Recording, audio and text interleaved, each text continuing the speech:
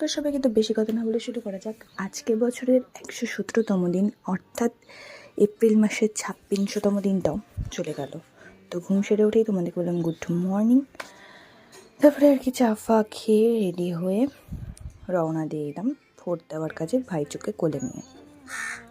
তো আর কি এই ছেলেকে কোলে তুললে তো ছবি তুলতেই চায় না, অনেক লম্বা লাইন। যে হোক, লম্বা লাইনে ওখানে দাঁড়িয়েছিলাম, তারপরে একটু বসলাম। তারপরে যে ভোটার কার্ড আর হচ্ছে ভোটার যে সিবো সেটার সিরিয়াল নাম্বার পেয়ে গেলাম।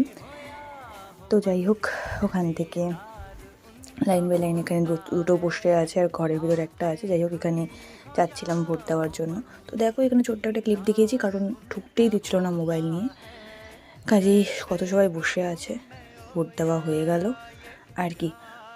ওখান থেকে বেরিয়ে গেলাম। মায়েরও ভোট দেওয়া হয়ে গেছে অবভিয়াসলি, তো আমারও ভোট দেওয়া হয়ে গেছে। তো চলো এবার বেরিয়ে পড়া যাক। রাস্তা ধরে গেলাম, তারপর একটু স্কুটি নিয়ে বেরোয় পড়লাম, কারণ আমি শ্যাম্পু খুঁজে পাচ্ছিলাম না কোথাও। অনেকগুলো দোকান ঘুরেছি, তারপরে পেলাম কন্ডিশনার নিলাম আর মায়ের শ্যাম্পু নিলাম।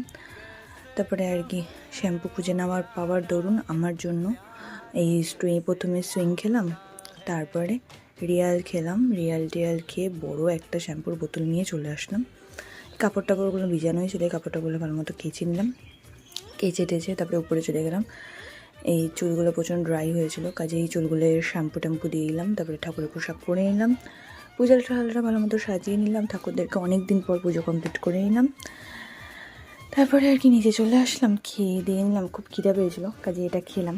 খেয়ে দিয়ে খুব ভালো ছিল, টেস্টি ছিল। আর কি করব বলে বলো, আমি বাড়িতেই ছিলাম, কাজে বাড়িতেই ল্যাদ খেয়েছি। এই তোমাদেরকে বললাম টাটা বাই বাই, আবার যেন দেখা পাই।